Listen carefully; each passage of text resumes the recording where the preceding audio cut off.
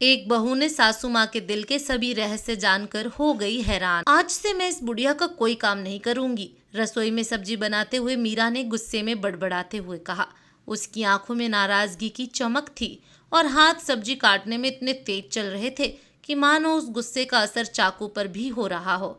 हर वक्त बक बक करती रहती है, किसी बात की कोई कदर ही नहीं है। तभी घर के दूसरे कमरे से सासू माँ सावित्री देवी की आवाज आई, बहू जरा चाय बना देना। यह सुनकर मीरा का गुस्सा और भी बढ़ गया। उसकी आंखों में नफरत की हल्की झलक थी, मानो वह इस काम को जबरन कर रही हो। परिवार में सिर्फ 3 ही लोग थे, बेटा, बहू और सासू माँ।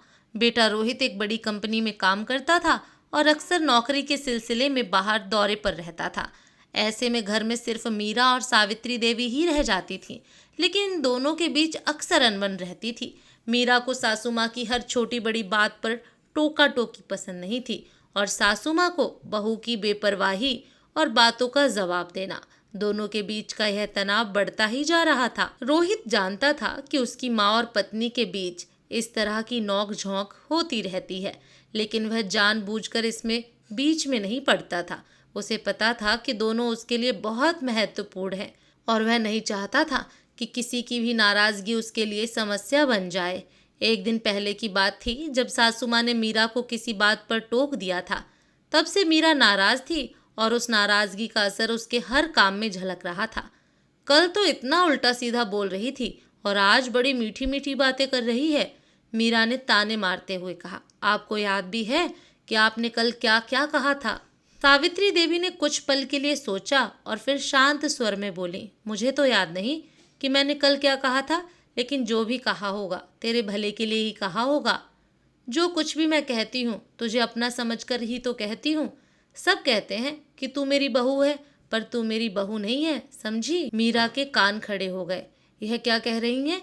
यह सुनकर वह थोड़ा चौंकी, मानो सासू माँ उसे बहू मानने से भी इनकार कर रही हूँ। वह दरवाजे की आड़ में खड़ी होकर उनकी बातें। सावित्री देवी की आवाज में एक अलग सी मिठास और गंभीरता थी। सच कह रही हूँ, तू मेरी बहू नहीं है, तू तो मेरी बेटी है जो मेरा इतना ख्याल रखती है।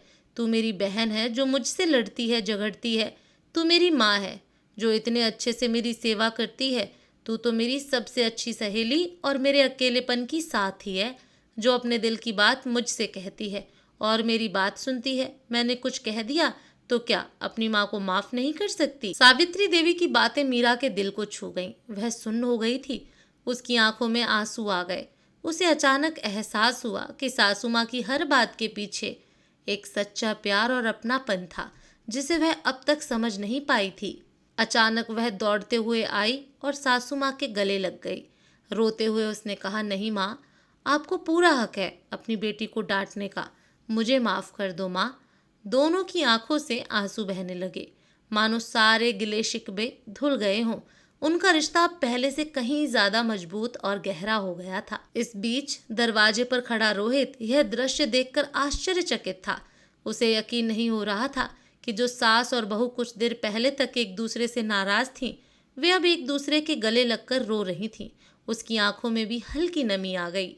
लेकिन इस भावुक दृश्य के बीच रसोई में कुछ जलने की तेज गंध आने लगी।